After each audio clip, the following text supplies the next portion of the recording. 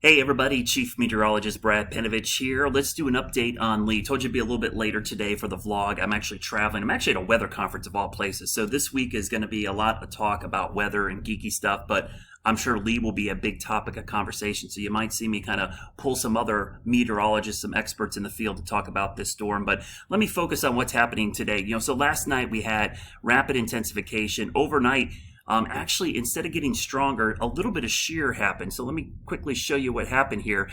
You notice the western side here is a little bit asymmetrical. It looks much more together here. What's happening is southwesterly shear, which is just wind changing direction with height, is affecting the west side of the storm.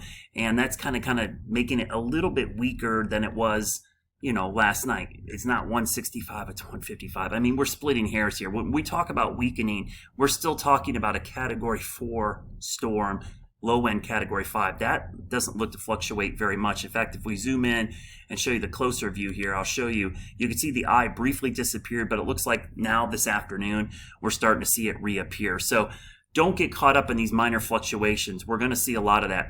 Really intense hurricanes cannot maintain peak intensity for a long time. They fluctuate quite a bit. It's like revving your engine up. The RPMs get so high, you can only stay there for a little bit, and then you got to back it back down, and then it's going to go back up. But that's kind of what you're going to see all the next 5 days.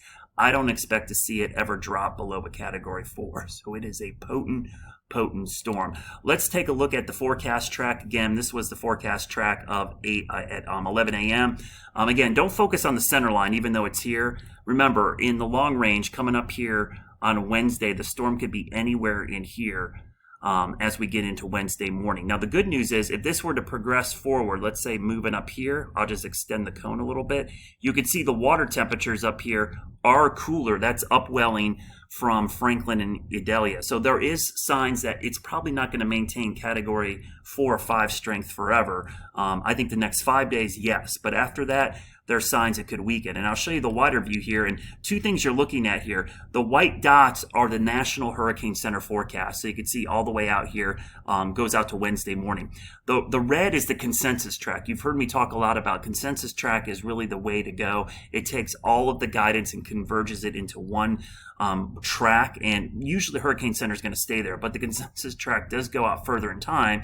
So if we go out to Thursday, into Thursday night, you can see it weakening to a Category 3, and then west of Bermuda, as a Cat 2. But the thing to remember when you're looking at this is that's just a dot on the map. That's where the center could be. Remember, it could actually be anywhere in here. And that still puts the East Coast at risk, but obviously Bermuda would be in really bad shape here because they're going to be on the east side of it. But that kind of shows you the direction it's going. Let's take a look at the super ensembles. I love this product. I do. I show it often because I just think it's such a great product. I'm going to move it up here so you can see it a little bit better.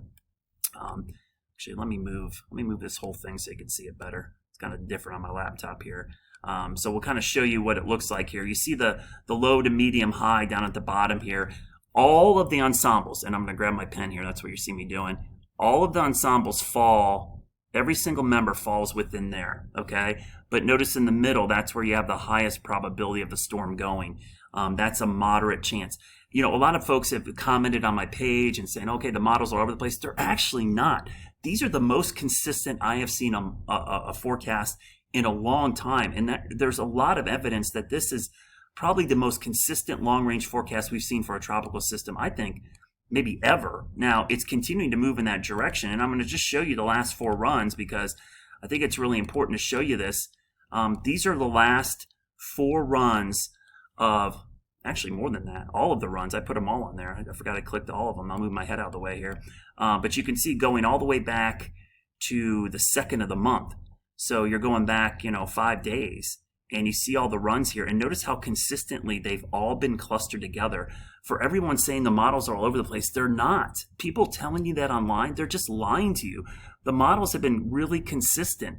What happens, I think, is people get caught up in individual little models, like one model here, one model there. If you look at the totality of them, and that's what we're doing, we're showing ensemble means, there has been very little change. And even though the hurricane hunters are out there now and were out there last night, we're likely going to see some changes in the next couple of days because the hurricane models will get better data from the hurricane hunters and those aircraft. But honestly, all in all, there's not been a lot of change in the guidance.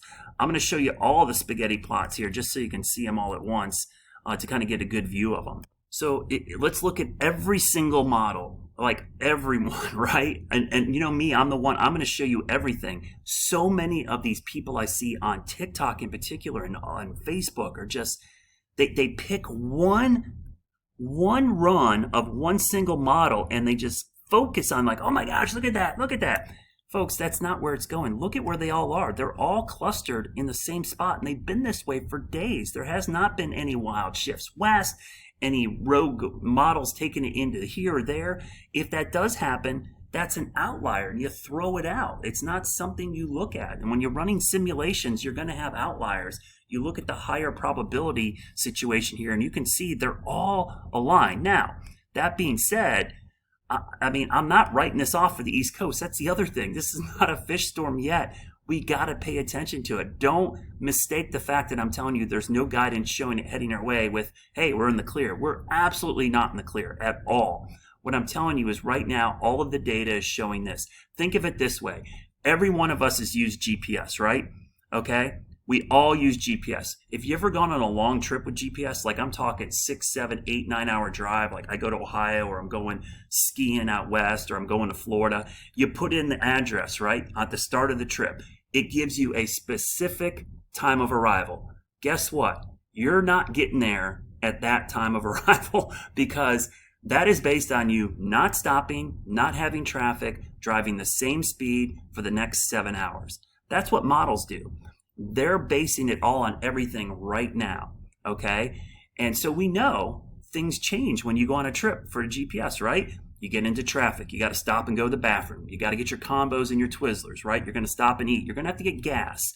You might run into bad weather. You might get lost. You might have a toll road. There might be an accident, construction.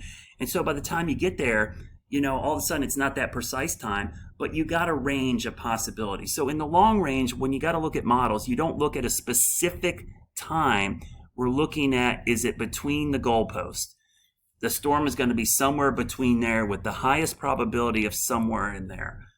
That's the way you've got to look at guidance. So if you get caught up with someone telling you 10 days from now it's going to be in this exact spot, they are lying to you. I am telling you, they are lying to you. Ignore them. Listen to sanity, okay? So here's the track of this system. We'll get into the steering currents. One thing that's for sure with this system, it is gonna slow down. As we go towards the next couple of days, the ridge of high pressure, right there, this is our big driver. This is the high. Here's our trough, right? The high is driving everything right now, but that high pressure system is forecast to weaken by this weekend into early next week. Notice how the shades of brown and orange get weaker. So that means the storm doesn't get completely grabbed by this low pressure system over here. This is a trough, by the way. It doesn't get completely grabbed. So as this weakens and backs out, it gets into weak steering current. So it's likely going to meander down there and kind of maybe even stall. It's definitely going to slow down. That's why it's going to be forever before this system gets here, because it's just moving so slow.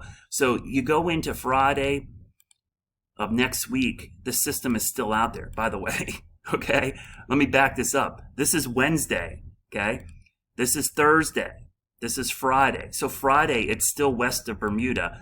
And then we get into next weekend. So next Saturday, the 16th, there's our storm, okay? And again, this is just one model, but it gives you an idea.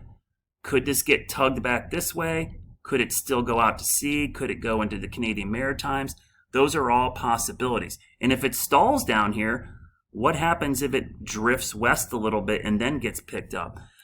I think the stall is not a bad thing, because big storms need to slow down to churn. And just the fact that it's stalling is a pretty good sign.